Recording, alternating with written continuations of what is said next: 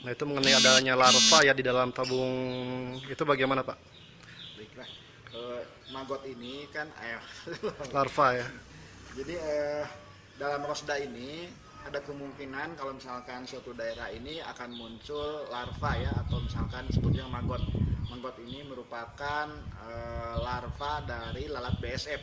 Ya. Lalat BSF ini akan muncul pada proses fermentasi. Jadi lalat BSF ini dia ramah lingkungan ya, bersahabat dengan kita karena dia tidak sebagai pembawa pembawa penyakit atau misalkan berbahaya bagi manusia.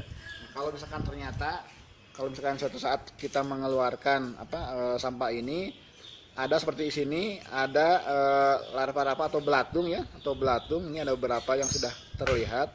Ini adalah telur atau maggot dari telur BSF. Jadi ini bukan hal yang sifatnya tapi ini adalah wajar ya, karena di lingkungan sekitar sini itu banyak lalat BSF, cuman kadang-kadang kita tidak melihatnya ya karena dia bersembunyi. Tapi dia akan bertelur kalau mencium bau-bau fermentasi seperti dalam rosda ini. Jadi kalau misalkan ada bau fermentasi dalam rosda ini, kemungkinan ya akan ada lalat BSF yang bertelur, dan indikasinya bahwa ketika misalkan sudah berjalan beberapa hari atau beberapa minggu, nanti akan ada seperti ini, alat-alat ini merupakan larva dari lalat BSF.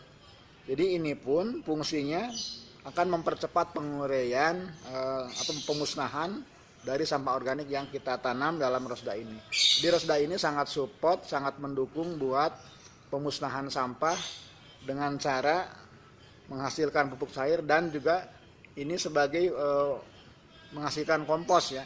Dan maggot ini diantaranya adalah pemusnah yang cepat untuk bisa memakan habis sampah ini. Dan larva ini juga kalau sudah besar sekitar 14 hari atau 21 hari, ini pemanfaatannya bisa untuk pakan ikan ataupun pakan ternak. Dan itu bagus, cukup tinggi proteinnya. Jadi tidak usah khawatir kalau misalkan Bapak Ibu melihat dalam rosda ini muncul lalat atau belatung BSF ini adalah tidak masalah. Justru ini suatu hal yang bagus ya, bahwa fermentasi kita berhasil seperti itu. Kalau baunya sendiri adalah bau yang wajar, Pak ya, tercium kalau ketika dibuka ini, Pak ya.